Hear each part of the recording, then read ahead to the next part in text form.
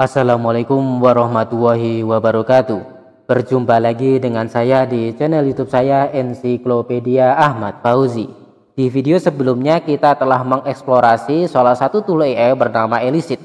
Dengan akun gratisan kita bisa memanfaatkan 3 fitur utama dari Elicit dan mengeksplorasi berbagai menu yang disediakan di setiap fiturnya. Dengan menggunakan Elicit tersebut akan membantu kita melakukan literature review hingga membedah konsep dan mencari ide treatment atau variabel bebas yang ingin kita teliti di penelitian kita. Lalu apa yang akan kita bahas di video kali ini? Di video kali ini kita akan mempelajari tool AI lain yang bernama Set AI. Set AI ini merupakan tool AI yang mampu menganalisis publikasi berdasarkan jumlah paper yang mendukung ataupun bahkan berlawanan dengan publikasi tersebut. Misalkan ketika kita melakukan kajian pustaka, kita mencari publikasi-publikasi dari jurnal tertentu, kemudian kita mendapatkan artikel yang menurut kita temuannya agak aneh, temuannya agak kontradiktif.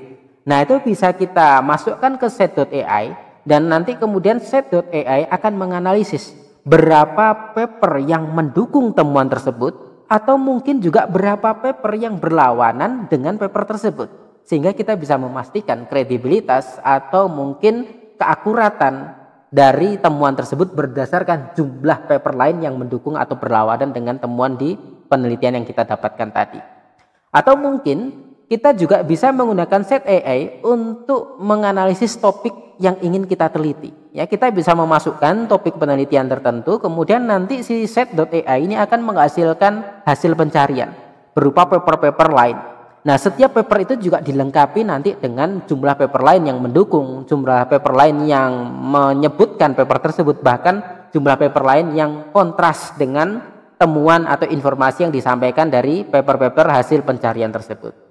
Ini sangat membantu kita ketika kita membahas penelitian kita. Misalkan kita mendapatkan hasil tertentu, seperti yang pernah saya bahas di video yang membahas terkait bagaimana menyusun hasil dan pembahasan berstandar jurnal internasional bereputasi. Komponen kedua dari hasil dan pembahasan adalah kita menyampaikan paper-paper lain yang sejalan ataupun yang berlawanan dengan temuan penelitian kita. Nah, dengan adanya set.ai ini kita bisa sangat terbantu ketika kita melakukan penyusunan pembahasan tersebut. Kita dengan mudah mencari paper-paper lain yang mendukung penelitian kita dan yang berlawanan dengan temuan penelitian kita. Bahkan dengan set.ai, ketika kita mendapatkan publikasi yang mungkin yang berlawanannya banyak, misalkan publikasi A, setelah dianalisis dengan set.ai ternyata banyak paper yang kontradiktif dengan temuan penelitian tersebut. Nah, ini merupakan sebuah gap. Yang gap ini bisa kita tindak lanjuti dengan membuat rancangan penelitian baru yang sejalan dengan paper yang banyak kontradiktifnya tersebut. Nah, itu sehingga set.ai pun juga bisa menjadi cara kita mencari gagasan penelitian yang memiliki novelty ataupun memiliki gap analysis yang bagus. Oke, langsung saja kita pelajari set.ai. Anda bisa mengakses set.ai dengan alamat seperti ini, set.ai. Kita tidak perlu login ya, kita tidak perlu sign up karena kita menggunakan akun gratisan, dan fitur akun gratisan dengan fitur ketika kita tidak login itu sama saja. Gitu. Memang ketika kita menggunakan akun gratisan ada beberapa fitur yang tidak bisa kita akses. Tetapi menurut saya dengan fitur-fitur yang bisa kita akses di akun gratisan itu sudah sangat bermanfaat bagi kita ketika kita menganalisis paper atau mencari ide untuk melakukan penelitian selanjutnya. Oke, caranya bagaimana? Oke, fitur pertama tadi saya katakan kita bisa menganalisis publikasi lain yang menurut kita temuannya agak aneh. Misalkan ya, agar tetap etis saya menggunakan paper saya sendiri. Nah, ini paper ini berkaitan dengan pengetahuan sikap dan behavior atau praktik dari mahasiswa selama COVID dahulu. Ini salah satu paper pertama yang membahas terkait knowledge, attitude, and practices terkait COVID di dunia. Sehingga banyak paper lain yang mensitasi paper kami ini. Ini kebetulan saya sebagai corresponding authornya dan kolega saya dari universitas sebelah menjadi first authornya. Bagaimana caranya menganalisis penelitian ini? Kita bisa mengcopy title-nya, nama authornya ataupun DOI-nya. Misalkan kita copy DOI-nya. Ini kita Ctrl C, kemudian kita masukkan di kolom pencarian ini, Ctrl V, kemudian kita klik Enter. Sehingga dia, si set.ai akan langsung mengarahkan halamannya ke paper kita tadi. Oke, apa saja menu atau informasi yang bisa kita dapatkan di sini? Nah, di sini ada informasi pertama bahwasanya paper ini sudah disitasi sebanyak 119 paper yang lain. Kemudian di sini ada 146 citation statement. Citation statement itu apa? Sederhananya, citation statement itu adalah statement atau pernyataan yang dimunculkan di paper-paper yang mensitasi paper kita tadi. Ya, ternyata dari 119 paper muncul 146 kalimat, ya, yang didasarkan pada paper ini tadi. Loh, kok bisa yang mensitasi hanya 119 tetapi citation statementnya lebih banyak? Karena bisa jadi ketika kita mensitasi suatu paper, kita bisa memunculkan lebih dari satu kali citasi tersebut. Misalkan, oh saya mensitasi si A. Nah, si A ini saya jadikan dasar di introduction saya untuk membuat suatu kalimat, dan juga saya citasi ketika saya membahas temuan saya di hasil dan pembahasan. Sehingga satu paper memunculkan dua citation statement. Nah, maksudnya seperti itu. Ya, misalkan ini, this finding is similar to studies. Nah, ini salah satu contoh citation statement. Begitu. Kemudian apa yang bisa kita lihat lagi di sini? Nah, di sebelah kiri ini ada paper section. Artinya bagian paper yang mensitasi si paper ini. Bisa kita lihat ya. Ternyata paper kami ini ada 45 paper lain yang mensitasi paper kami di bagian pembahasan. Sehingga ketika 45 paper ini membahas temuan mereka mensitasi si paper kami ini tadi. Kemudian ada 34 paper yang mensitasi paper kami ketika mereka membuat pendahuluan, dan ada 11 paper yang mensitasi paper kami di bagian metode. Loh, kok di metode pakai citasi? Nah, sama seperti di video saya yang pernah saya bahas terkait bagaimana menyusun metode penelitian yang baik. Metode penelitian yang baik di sebuah paper itu kalau juga dia memunculkan dasarnya. Misalkan ya, misalkan saya melakukan penelitian ini dan saya menggunakan instrumen yang kami kembangkan. Kemudian instrumen yang kami kembangkan itu menjadi dasar instrumen di penelitian lain. Maka penelitian lain tersebut sebaiknya mensitasi paper kami tersebut. Atau prosedurnya dimodifikasi, diadaptasi, dan sebagainya. Nah, itu kita juga perlu mensitasi dasar kita ketika menyusun rancangan prosedur penelitian tersebut. Sehingga di sini ternyata ada 11 paper yang mensitasi punya kami. Dan itu logis. Kenapa? Karena seperti yang saya katakan tadi, paper ini termasuk paper pertama di dunia yang mengukur dan melaporkan knowledge, attitude, and practices terkait COVID. Sehingga ada banyak author lain memang yang menghubungi kami yang ingin mengadaptasi ataupun menggunakan instrumen yang telah kami kembangkan. Sehingga kemudian mereka mensitasi paper kami di bagian metodenya. Begitu. Kalau akun kita gratisan, kita tidak bisa select ini ya. Jadinya kita nggak bisa mengeksplorasi lebih dalam. Tetapi di sini pun informasinya sudah bagus. Kemudian di sini ada citation types. Nah, ini ada supporting, ada mentioning, ada contrasting, dan ada unclassified. Maksudnya supporting itu apa? Artinya ada 24 paper yang mendukung temuan yang kami dapatkan. Misalkan ini supporting dan confidence-nya sampai 91%. Di sini bisa kita lihat ya, this finding, temuan penelitiannya si TDC ini sejalan dengan studi terdahulu dari Debre Biren University dan dari Indonesian Undergraduate Students.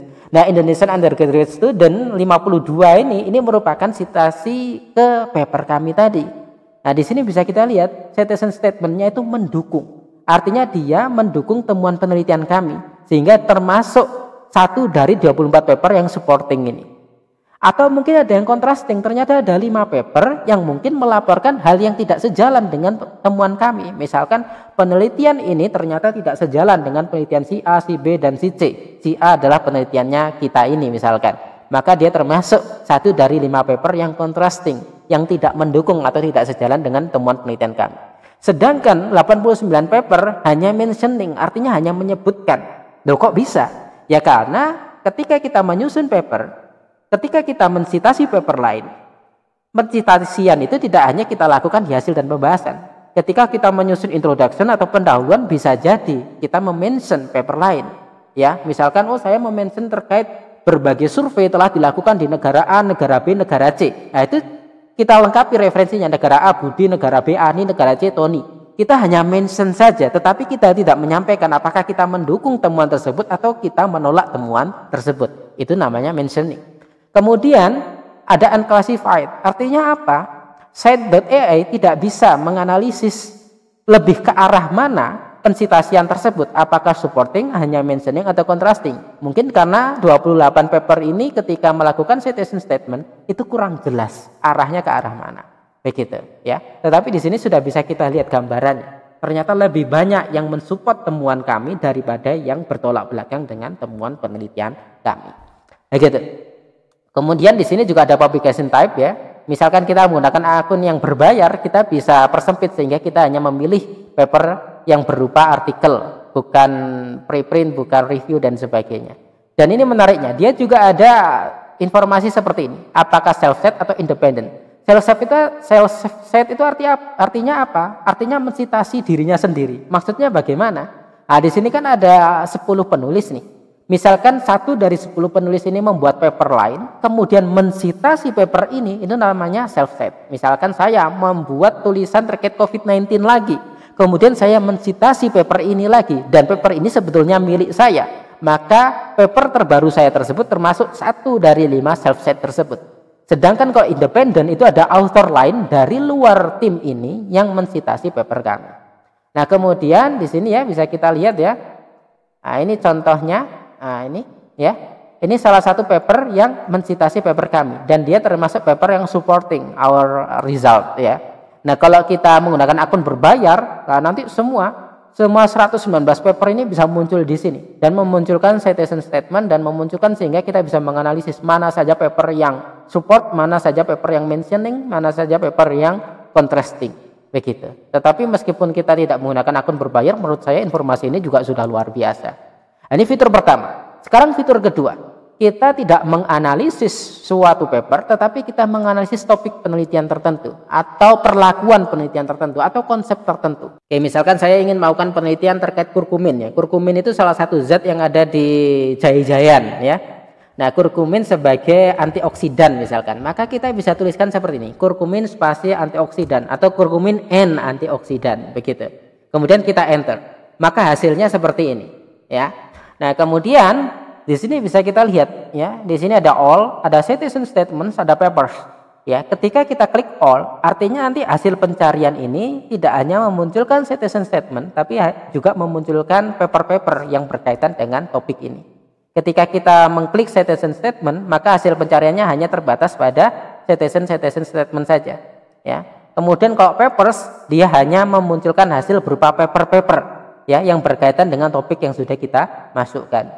Nah, misalkan ya, kita ke citation statement terlebih dahulu. Ya, kurkumin antioksidan. Kita ingin lihat, ya. Kemudian di sini menariknya, dari topik penelitian yang kita masukkan ini, kita bisa lihat 10 besar author yang paling sering meneliti atau mempublikasikan kurkumin sebagai antioksidan. Ini paling tinggi adalah Tonikong. Kemudian urutan 10 ada Muhammad Majid begitu. Nah, ini informasi penting bagi kita. Misalkan kita ingin cari kolaborasi atau ingin melakukan kontak dengan expert di bidang ini, maka kita tinggal klik authornya. Akan muncul 10 besar author yang memiliki publikasi terbanyak terkait topik penelitian kita. Kemudian, hasil pencarian saya ingin saya batasi 10 tahun terakhir. Ya sudah, ini tinggal diperbaiki saja. Ya, ini langsung berubah ya. Atau mungkin saya sampai dari tahun 2015 sampai 2024 misalkan. Ya, ini langsung berubah. Di ujungnya ini juga bisa kita ubah ya. Bisa sampai hanya 2018 atau sampai 2024 begitu. Nah, misalkan ini saya kembalikan ya menjadi tahun yang lebih panjang. Nah, kemudian di sini menariknya ya, di sini ada section. Artinya kita bisa memfokuskan, saya hanya mencari paper-paper yang melakukan citasi di bagian result yang berkaitan dengan kurkumin sebagai antioksidan, karena saya ingin mengetahui apakah banyak paper yang mungkin melaporkan hasil penelitian berkaitan dengan manfaat kurkumin sebagai antioksidan. Maka ini bisa kita pilih kemudian method. Nah, sehingga paper-paper hasil pencarian ini berkurang jumlahnya, hanya paper-paper yang memunculkan antioksidan dan kurkumin yang di bagian metode saja yang muncul. Kalau tadi jumlahnya banyak, kenapa? Karena nggak hanya di bagian metode, di bagian introduction pun paper-paper tersebut dimunculkan. Kemudian type, misalkan saya hanya ingin mencari paper-paper yang banyak pendukungnya, atau saya ingin mencari paper-paper yang mungkin banyak yang bertolak belakang. Nah, karena misalkan kita ingin mencari gap ya, maka kita bisa pilih yang contrasting. Ya, ternyata nggak ada ya. Bisa jadi nanti kita menggunakan topik penelitian lain, kemudian kita pilih contrasting, terus muncul beberapa paper. Nah, itu paper itu nanti kita bisa pelajari prosedurnya, kemudian kita terapkan. Ya, apakah nanti hasilnya menarik begitu? Itu salah satu gap yang bisa kita lakukan. Nah, misalkan ini kita kembalikan ke supporting, ya, sehingga hasilnya nanti hanyalah paper-paper yang banyak supportnya, begitu. Ya, oke. Kemudian di sini ada citation. Nah, ini bisa kita pilih ya, berapa minimal citation yang dibutuhkan untuk menghasilkan paper-paper yang diperoleh di sini. Kemudian di sini ada jurnal. Nah, ini bisa kita pilih. Kemudian affiliation bisa kita pilih ya. Ini misalkan saya hilangkan dulu saja biar hasilnya lebih banyak. Kemudian di sini menariknya ada publication type. Misalkan saya hanya ingin mencari paper yang berdasarkan artikel penelitian, bukan review dan sebagainya. Maka saya pilih artikel ya. Sehingga paper-paper di sini merupakan paper-paper yang berupa artikel penelitian, bukan review dan sebagainya. Gitu. Nah, kalau kita scroll di sini bisa kita lihat, oh ini hanya mentioning, ya. Kemudian di sini mentioning juga, ini hanya mentioning juga. Sehingga oh saya ingin hanya mencari yang supporting, maka ini tinggal dicentang saja. Maka ini, nah ini supporting, ya. Kemudian ini juga supporting, begitu. Nah, tadi muncul semua karena ini centangannya kita hilangkan. Begitu. Nah, ini ya. Nah, kemudian ini juga ada paper bisa kita klik ya. Nah, misalkan kita ingin mengklik bagian ini ya, antioksidan activity of curcumin, tinggal kita klik maka set.ai akan langsung mengarahkan paper tersebut. Antioksidan activity of curcumin. Di sini seperti yang tadi saya katakan di fitur pertama, di sebelah kiri nanti bisa kita lihat, oh ternyata paper ini yang mensupport tidak ada, yang mentioning sekali, yang contrasting 0, begitu ya. Kemudian kita bisa kembali ke sini. Di sini ada pengurutan, ya, pengurutan berdasarkan relevansi dan sebagainya. Misalkan kita ingin mencari paper yang reputasinya paling tinggi, ya. Caranya bagaimana? Maka kita cari paper yang paling banyak disitasi, ya. Jadinya itu menggambarkan reputasi dari paper tersebut. Nah, ini sudah 4.300, ya. Ya, ini number of publication citing. Ya, ini 4.300. Sedangkan yang ini merupakan jumlah paper yang mendukung. Kalau ini jumlah paper yang hanya mention, sedangkan yang tanda tanya ini jumlah paper yang bertolak belakang, ya. Oke, begitu ya. Nah, kita juga bisa sort berdasarkan jumlah paper yang paling banyak yang mendukung. Nah, itu ya. Jadi ini sort by most supported. Maka nanti paper-paper ini diurutkan berdasarkan jumlah paper yang mendukung temuan yang dia laporkan. Atau sebaliknya, kita ingin mencari paper-paper yang kontradiktif sehingga ingin mencari ide gagasan penelitian lain. Maka kita bisa mencari sort by most contrasted. Ya, sehingga ini nanti akan mengurutkan paper-paper tersebut berdasarkan mana paper yang paling banyak hasil yang bertolak belakang. Nah, misalkan ini, ini ada 6 paper lain yang tidak sejalan dengan penelitian ini, 5 paper lain yang tidak bersejalan dengan penelitian ini. Oke, begitu ya penjelasan saya terkait bagaimana kita mengoptimalkan penggunaan set.ai ketika kita menggunakan akun gratis. Di video selanjutnya akan kita bahas fitur baru di Google Scholar ya. Google Scholar ternyata memiliki fitur baru yang memanjakan kita ketika kita membaca publikasi dari artikel jurnal ilmiah. Terima kasih, bertemu lagi besok jam 9 pagi. Mohon maaf bila ada kesalahan. Assalamualaikum warahmatullahi wabarakatuh.